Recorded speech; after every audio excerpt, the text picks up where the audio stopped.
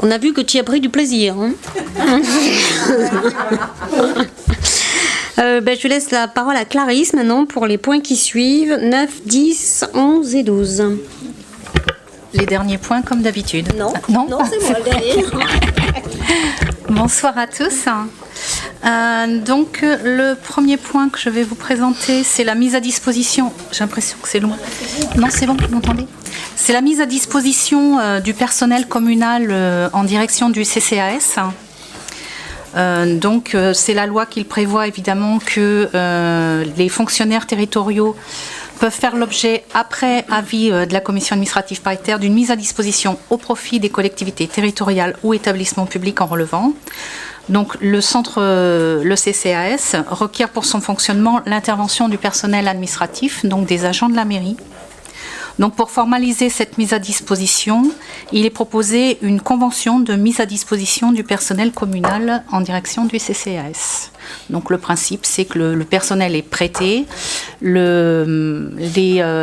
le suivi administratif est fait en mairie et les salaires sont versés et le CCAS reverse en fin d'année le montant des salaires et primes à la mairie, à la collectivité.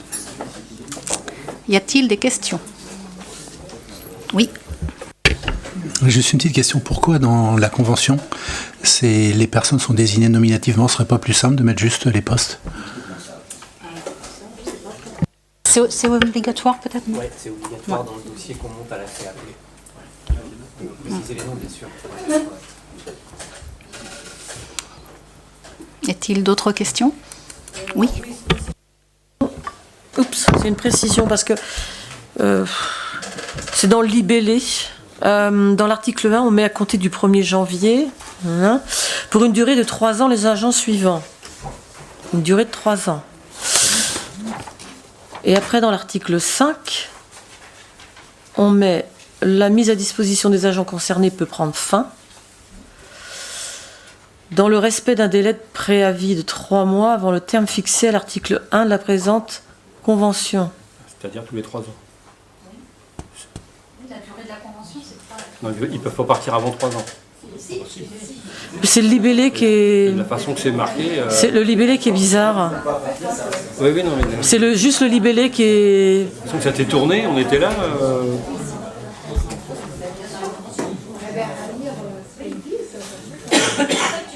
En fait, tu veux dire, si par exemple, il y en a un qui part en retraite, par exemple, on doit refaire la convention.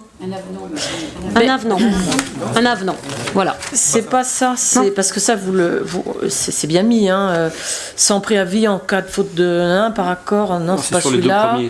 C'est le deuxième, en fait. C'est dans le respect d'un délai de préavis. Ça peut prendre fin, présente convention à la demande de l'intéressé.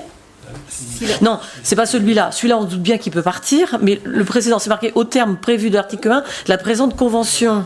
Donc au terme de l'article 1. Donc l'article 1, c'est 3 ans. Donc c'est qu'au terme de l'article 1. C'est-à-dire qu'au bout de 3 ans. C'est-à-dire qu'il peut partir. Non, son départ. Non, fin de la mise à disposition. Là, on est sur l'article 5, sur la fin de la mise à disposition. Après, on refait une convention.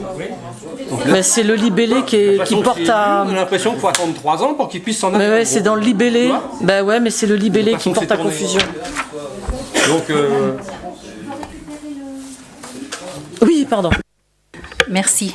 La mise à disposition peut prendre fin au terme prévu à l'article 1 de la présente convention. Donc on énumère tous les cas. Donc elle prend fin au bout des 3 ans. La mise à disposition. Ou dans les conditions qui sont énumérées là. Ou dans les autres conditions. Qui sont énumérées là.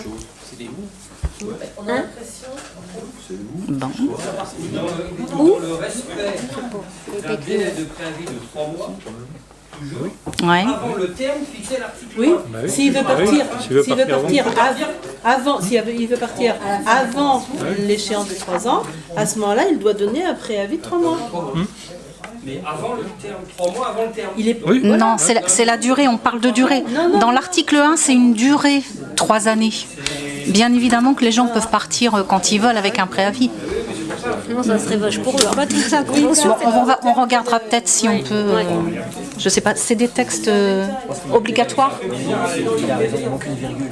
Ah oui. C'est pas 3 mois avant le terme, c'est 3 mois avant le terme. Une virgule après Il manque une virgule, c'est pour ça que c'est pas clair. une virgule après 3 mois.